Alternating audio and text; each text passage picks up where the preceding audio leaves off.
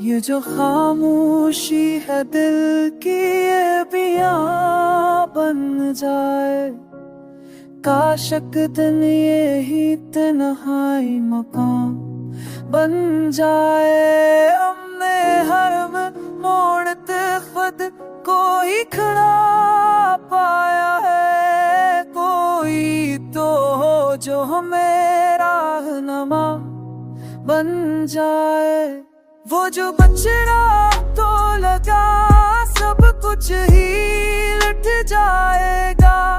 पुत गजरा तो यही तक विदा बन जाए। हमने माना है मुक़द्दर को, मगर दिल ये कहे काश इंसान भी खुद अपना खुदा बन जाए।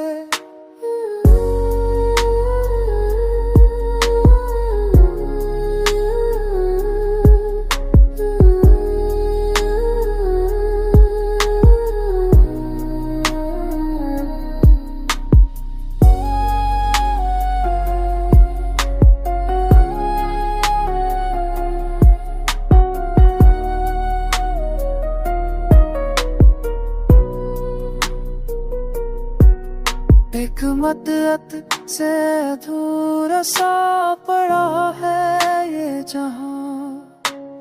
काशक ख्वाब से फिर से मुकम्मल बन जाए। जो भी टूटा है यहाँ बिखर के रह गया। काश वो टूट के फिर काबिले जुदा बन जाए।